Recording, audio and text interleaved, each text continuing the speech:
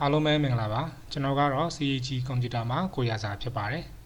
်ဒီနေ့ Photoshop ကိုစပြီးလေ့လာနေသူတွေအတွက်ဒီ Photoshop CC 2019မှာရှိတဲ့ layer palette ကြောင့်လေ့လာမှာဖြစ်ပါတယ်ယခုဒီပုံလေးမှာဆိုလို့ရှိရင်ဒါ frontline game ရဲ့ဒီ poster တစ်ခုရေးဆွဲထားတာကိုတွေ့ရမှာဖြစ်ပါတယ်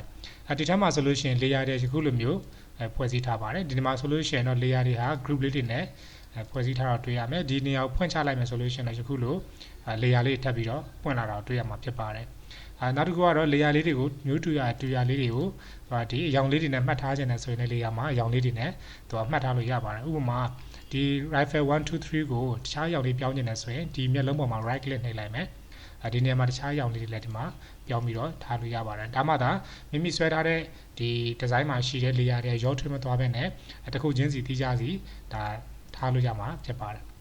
ဒါကိုတော့ layer group လို့ခေါ်ပါတယ် layer တွေကို group ဖြတ်ဖွဲ့ထားခြင်းနဲ့ဆိုလို့ရှိရင်လည်းဒီ layer panel အောက်ခြေမှာရှိတဲ့ဒီ create new group button လေးကနေပြီးတော့သူကဒါ group လုပ်လို့ရပါတယ်ယခုဒီနေရာလေးကိုနှိပ်လိုက်မယ်ဆိုရင်ဒီမှာ group 2ဆိုထပ်ပေါ်လာမှာပါနောက်တစ်ချက်ထပ်နှိပ်ရင်နောက်ထပ် group တွေထပ်ထွက်လာမှာပါဒီ group တွေမလို့ချင်တော့ဘူးဖြတ်ပစ်ချင်တယ်ဆိုလို့ရှိရင်တော့ဒီကအမှိုက်ပုံးလေးကိုနှိပ်လိုက်ရင်ဒါ group တွေပြန်ဖြစ်သွားတော့တွေ့ရမှာပါယခုဒီ group ကိုတော့ဖြတ်မယ်ဒါပေမဲ့ဒီထက်မှရှိတဲ့ content တွေတော့မဖြတ်ချင်ဘူးဆိုရင်တော့သူ right click နှိပ်ပြီးတော့ဒီနေရာနေပြီးတော့ဒါ delete group လောက်ပါdelete group လောက်ပါမယ်ဆိုတော့ဒီနေရာမှာဖြတ်တဲ့အခါမှာ content တွေလည်းဖြတ်မှာလားဒါမှမဟုတ်လို့ရှိရင်ဒီ group only ပဲဖြတ်မလားဆိုရင် group only ပဲဖြတ်ပါမယ် content တွေပဲဖြတ်မယ်ဆိုလို့ရှိရင်တော့ထဲမှာရှိတဲ့ layer တွေပါဖြတ်ကုန်မှာဖြစ်ပါတယ်ဒါကြောင့်ဒီနေရာမှာတော့ group only ဖြတ်လိုက်ရင်ဒါခုနကဒီထဲမှာရှိတဲ့ rifle 1 2 3ရဲ့နောက်ဒီ background မှာရှိတဲ့ဒီနောက်ခံ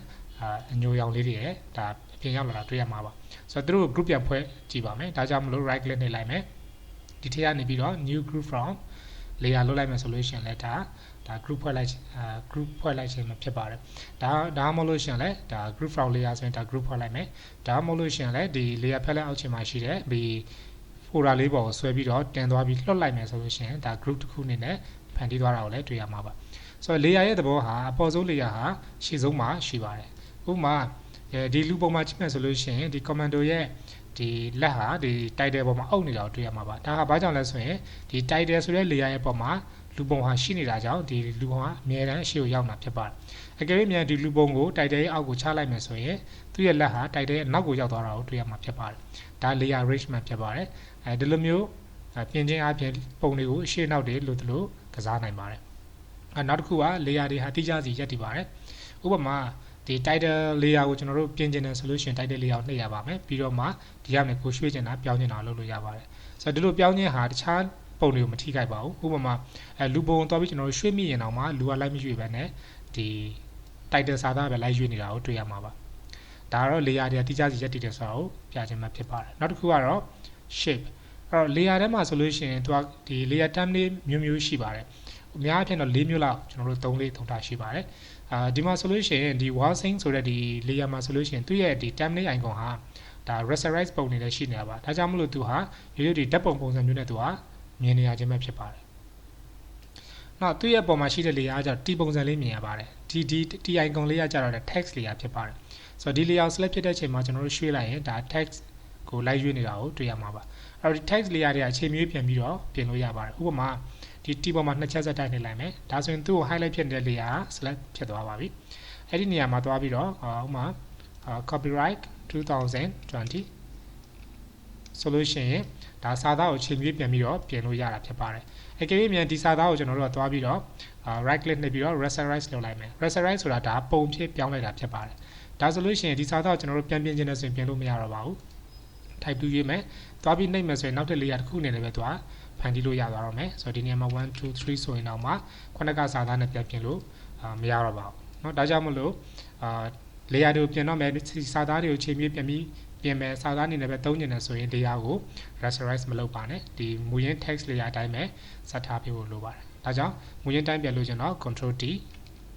control T not control Z နောက်တစ်ချက် control Z ဆိုရင်ဒါ redo ပြန်ဖြစ်ပါတယ်ဒါကြောင့် control Z ပြီးတာနဲ့ control alt Z ဒါဆိုရင်ဒါခုနကကျွန်တော်တို့စာသားလေးကို rasterize မလုပ်ခင်အချိန်နဲ့ပြန်ရောက်သွားတာတွေ့ရမှာပါဆိုတော့ဒီ template icon ကြည့်ခြင်းအပြင်ဒါဟာ text layer ဒါကတော့ rasterize layer ဆိုတာကိုခွဲကြည့်လို့ရပါတယ်ဒါကကြတော့ shape layer ဖြစ်ပါတယ်သူ့ရဲ့ icon လေးကဒီပုံစံနဲ့ပြပါတယ်ဒါကြောင့်ဒီ template ကိုနည်းနည်းလေးကျွန်တော်တို့နည်းနည်းခက်ကြီးလေးကြည့်ချင်တယ်ဆိုရင်ဒီထဲကနေ layer menu ကိုသွားပါမယ်နော် layer palette ရဲ့ menu ကနေ layer option နော်ဒီထက်မှဆိုရင် layer palette menu ကနေပြီးတော့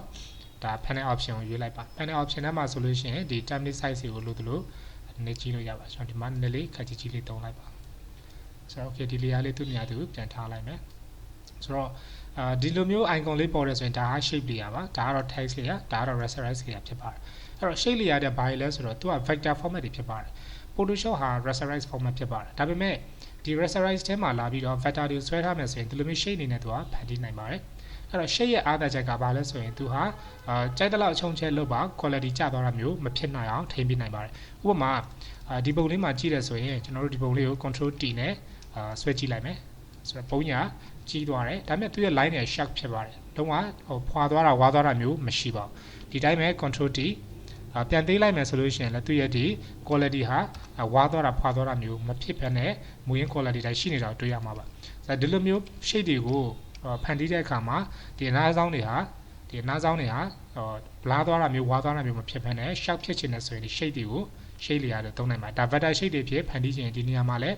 ဒါ vector shape တွေကိုကျွန်တော်တို့လိုသလိုယာယူသုံးစွဲနိုင်ပါတယ်ဆိုတော့ okay နောက်တစ်ခုကဒီ smart object layer ဆိုတော့သူ့ရဲ့ icon လေးကခုနကဒီ rasterize တွေ type တွေ shape တွေတက်နည်းလေးထူကြပါတယ်သူကဒီ Photoshop ထဲမှာနောက်ထပ် Photoshop file တစ်ခုဖန်တီးထားသလိုမျိုးလောက်တာဖြစ်ပါတယ်ဒါကတော့ smart object layer ဖြစ်ပါတယ်သူ့ထဲဝင်ကြည့်ချင်တယ်ဆိုရင် double click နဲ့ဝင်ကြည့်လို့ရတယ်ဒါဆိုရင်သူ့ထဲမှာရှိတဲ့ဒီ layer တွေကိုတွေ့ရမှာဖြစ်ပါတယ်ဆိုတော့ဒီနေရာမှာပြင်ထားတဲ့သူတို့ဖန်တီးထားတဲ့ဒီ style တွေကိုဒီမှာတွေ့နိုင်ပါတယ်ဒီနေရာမှာကျွန်တော်တို့ဒါလေးရွှေ့လိုက်မယ်ဆိုရင်ဒါ max လောက်ထားတာတွေပြတ်သွားတာတွေ့ရမှာပါဆိုတော့ okay မြန်ဒါလေးကိုကျွန်တော်ဒီတိုင်းလေးထားပြီးတော့ close လုပ်လိုက်မယ် save လာမယ် yes ဒါဆိုရင်ခုနက title မှာလည်းဒီပြင်ထားတဲ့အထက်မှာဝင်ပြင်သွားတဲ့ style တိုင်းပြောင်းသွားတာကိုတွေ့ရမှာဖြစ်ပါတယ်သူ့ထဲပြန်ဝင်မယ်ပြန်ဝင်ပြီးခုနရွှေ့ထားတာတွေကိုမူရင်းတိုင်းပြန်ထားလိုက်မယ်ထားပြီးဒါလေးကို close ပြန်လုပ်မယ် save မလားဆိုရင် yes ဒါဆိုရင်ခုနက title ဟာမူရင်းတိုင်းပြန်ဖြစ်သွားတာကိုတွေ့ရမှာပါဆိုတော့ဒီ Photoshop ထဲမှာနောက်ထပ် Photoshop layer တစ်ခုအနေနဲ့ဖန်တီးခြင်းနဲ့နောက် quality တွေ control ဖြစ်ခြင်းနဲ့ဆိုရင် smart object တွေကိုသုံးပါတယ်ဥပမာဒီပုံကိုကျွန်တော်တို့ဆွဲသေးလိုက်မယ် control T enter စင်ပုံလေးကသေးသွားပါပြီဒါကိုပြန်ကြည့်မယ် control T enter ဒါဆိုလို့ရှိရင်ပုံလေးပြန်ကြည့်ပါဒါပေမဲ့သူ quality ဟာမူရင်းတိုင်းပဲပြောင်းလဲပါဘူးအကယ်၍ဒီ layer ကိုကျွန်တော်တို့ပွားယူလိုက်ပါမယ် duplicate layer ပြီးတော့ကြိုက်တဲ့နာမည်တစ်ခုပေးပြီး okay ဆိုတော့ဒီ layer လေးကိုကျွန်တော်တို့rasterize လုပ်လိုက်ပါမယ် rasterize layer ဒါဆိုရင်သူက small object မဟုတ်တော့ပါဘူးသူက rasterize ဖြစ်သွားပါပြီဆိုတော့ rasterize ဖြစ်နေတဲ့ဒီပုံကြီးကိုကျွန်တော်တို့ control T နဲ့ဆွဲပြီးသိမယ်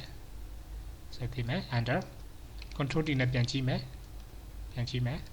ဒီအချိန်မှာတိုက်တဲ့ဟာတော်တော်လေးကိုဆိုးဝါးဖြစ်သွားပါပြီ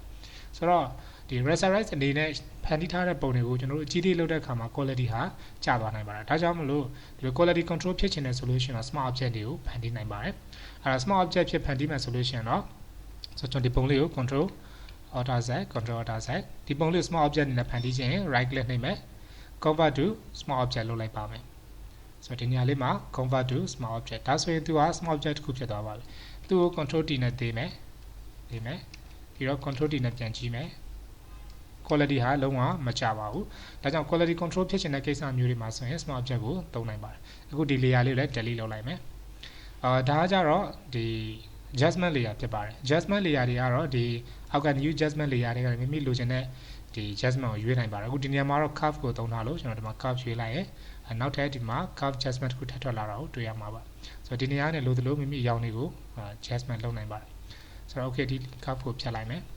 ဆိုတော့ဒီ curve ကသူအောက်မှာရှိသမျှပုံတွေမှာသွား effective ဖြစ်ပါတယ်ဥပမာသူ့ပုံမှာဆိုရင်လူပုံရှိတယ်ဒီ curve ကိုပြင်တဲ့အခါမှာလူပုံလုံးဝမထိခိုက်ပါဘူးဒီ curve ကိုကျွန်တော်ကင်တဲ့အခါမှာလူပုံလုံးဝမထိခိုက်ဘူးဒီအနောက်ကရှိတဲ့ background ကပုံတွေကိုထိခိုက်ပါတယ်အကယ်၍သူနဲ့ကလျက်ရှိတဲ့ title ကိုပဲကျွန်တော်တို့က effective ဖြစ်ချင်တယ်သူအောက်မှာရှိတဲ့ဒီ background တွေကိုသွား effective မဖြစ်ချင်ဘူးဆိုတော့ဒီ layer ကိုclip max လောက်ရပါမယ်နောက် clip max လောက်မယ်ဆိုရင် layer နှစ်ခုကြားကို mouse pointer လေးချိန်မယ် keyboard က alt လေးနှိပ်ပြီးတော့ one click ဒါဆိုရင်ဒီကလျက်ရှိတဲ့ title မှာပဲဒီ effect လေးရှိနေတာကိုတွေ့ရမှာဖြစ်ပါတယ်ဒါကတော့ဒီ adjustment layer ဖြစ်ပါတယ်ဒါကြတော့ဒီ link layer ဖြစ်ပါတယ်ဆိုတော့ link layer ကတော့တငွေ့ဆက်ပုံစံမျိုးတွေနဲ့ပြပါတယ်ဒါလည်းတကယ်တော့ smart object နဲ့ဒါတွဲသုံးထားလို့ ဒါ smart object နဲ့ send to ပါတယ်ဥပမာဒီပုံနေရာမှာကျွန်တော်တို့ဝင်ပြီးတော့ကြည့်ကြည့်အောင်ဆိုတော့ file နဲ့ open ပြန်လုပ်ကြည့်လိုက်မယ်ဆိုတော့ဒီထဲမှာဒီ front line ဒီ poster wall PSD file လေးရှိပါတယ်ဒီထဲမှာဆိုလို့ရှိရင်ဒီပုံလေးက layer 2ခုရှိတယ် layer 1 layer 0မှာဒီပုံရှိပါတယ်ဆိုတော့ခုနကကျွန်တော်တို့ယူသုံးထားတဲ့ဒီပုံလေးဟာအဲ့ဒီ front line fruit ဆိုတဲ့ဒီ PSD file ယူသုံးထားတာဖြစ်ပါတယ်ဒါကြောင့်မလို့ဒီ file လေးကိုပိတ်လိုက်ပါမယ်ဒါကြောင့်မလို့ဒီပုံနဲ့ကျွန်တော်ဝင်ကြည့်ခြင်းတဲ့အခါမှာ double click ခုနကဒီ import လုပ်ထားတဲ့ layer ကိုတွေ့ရမှာဖြစ်ပါတယ်ဆိုတော့ဒီ layer ကျွန်တော်ပိတ်လိုက်မယ် layer 0ပြန်ဖွင့်မယ်ပြီးတော့ဒီ file ကိုပိတ်လိုက်မယ်ဆိုရင် yes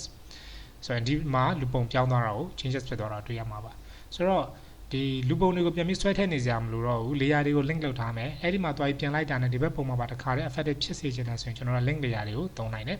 ဒါဟာလည်းတကယ်တော့ဒါ smart object နဲ့ send to တဲ့ layer မျိုးစားတစ်ခုပဲဖြစ်ပါတယ်ဒါကြောင့်ချုပ်အပြင်ပြန်ပြီးကြည့်မယ်ဆိုလို့ရှိရင်ဒီ Photoshop မှာ layer မျိုးစားအနေနဲ့ကျွန်တော်၄ခုလောက်သုံးကြတယ် rasterize layer type layer shape layer နဲ့ smart object layer တွေဖြစ်ပါတယ်ဒီ layer တွေကိုကြည့်လိုက်ခြင်းအပြင်ဒါကတော့ဘာ layer မျိုးစားလဲဆိုတော့ template အနေနဲ့လည်းခွဲခြားကြည့်နိုင်တယ်လို့သူတို့ထဲကိုဝင်ပြီးတော့လည်း double click နဲ့ဝင်ပြင်လို့ရတယ်နောက်တစ်ခုက layer တွေကိုမျိုးတူရလေးတွေစုထားခြင်း group တွေနဲ့စုထားလို့ရတယ်နောက်အရောင်လေးတွေနဲ့တင်ထားခြင်းနဲ့ဆိုလို့ရှိရင်လည်းမိမိပြင်ခြင်းနဲ့ layer ရဲ့မျက်လုံးပေါ်မှာ right click နဲ့ပြီးတော့ကိုလိုချင်တဲ့အရောင်လေးတွေသတ်မှတ်ထားခြင်းအပြင်ပြန်လဲရှာဖွေရတာပိုပြီးလွယ်ကူလာတာကိုတွေ့ရမှာပါနောက်ဒီလိုမျိုးပဲနောက် filtering လည်းရှိပါတယ်နော်ဒီ CC မှာအဓိကအပြင်အားသာချက်တွေကဒီမှာ filtering တွေပါလာပါတယ်ဆိုတော့ filtering မှာလည်းသူကဒီအမျိုးအစားနဲ့ filter လုပ်ချင်သလားနာမည်နဲ့ filter လား effect တွေပဲတည်တံ့လုပ်ချင်သလားဒါမျိုးတွေလည်းဒီမှာ choice လုပ်လို့ရပါတယ်ဆိုတော့လောလောဆယ်ဒီညမှာ rasterize ပုံတွေပဲပြပါလို့ရွေးပါမယ်ဒါဆိုရင်ခုနက smart object တွေ vector တွေအကုန်ပျောက်သွားပြီ rasterize တွေပဲတည်တံ့ပြပါတယ်ဒီညမှာ adjustment ပဲပြပါလို့ပြောပါမယ် adjustment ဆိုရင်ခုနက curve ကိုပဲဒါပြတာတွေ့ရမှာပါ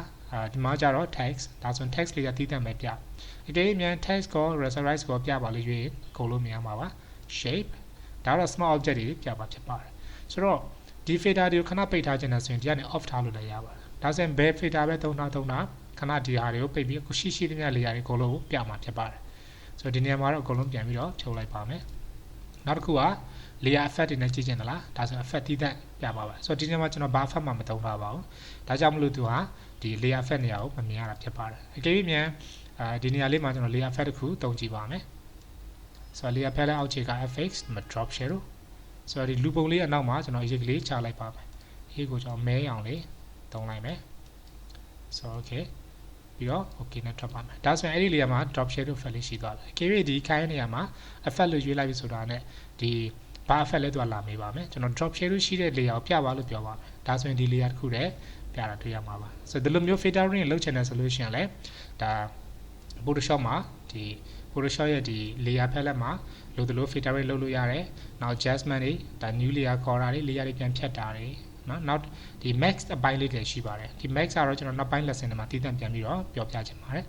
max ကကြတော့မိမိလိုချင်တဲ့ဒီ area ကိုပဲကွက်ပြီးတော့ဒါမြင်ချင်တဲ့ဆိုရင် max ကိုသုံးနိုင်ပါတယ်ဆို selection လုပ်မယ် max လုပ်မယ်ဒါဆိုရင်ဒီနေရာပဲမြင်ရတော့တဲ့ကျန်တဲ့ဘိုင်းတွေအကုန်လုံးပြတ်ထွက်သွားတာကိုတွေ့ရမှာပါဒီ layer မလိုချင်တော့ဘူးဒီ max ကိုမလိုချင်တော့ဖြတ်ချင်တယ်ဆိုရင် mic ပုံနဲ့ဆွဲထည့်လိုက်ရင်ဒါ max ပြန်ပြတ်သွားပါတယ်ဆိုတော့ layer effect တွေရှိမယ်layer max layer adjustment folder new layer delete layer ပြီးတော့ filtering ပြီးတော့ menu ပြီးတော့ layer မျိုးစားတွေကိုသိမယ်ဆိုလို့ရှိရင်တော့ဒါဟာ Photoshop မှာရှိတဲ့ဒီ design တွေကိုဆွဲတဲ့အခါမှာဒါအကောင်းမွန်တဲ့ဒီပုံတွေကိုတခြားစွာဖန်တီးလာနိုင်မှာပါအဓိကတော့ Photoshop မှာ design တွေကိုဖန်တီးတဲ့အခါမှာ layer တွေကိုတည်တည်ချာချာနားလည်ထားဖို့နဲ့အသုံးပြုတတ်ဖို့လိုတယ်ဆိုတာကိုပြောကြားရင်းနဲ့ကျွန်တော်ရဲ့သင်ခန်းစာလေးကိုဒီနားနေမယ်နေကုန်းချုံရပါတယ်အားလုံးအဆင်ပြေစွာလေ့လာနိုင်ကြပါစေလို့ဆုတောင်းအပ်ပါတယ်အားလုံးကျေးဇူးတင်ပါတယ်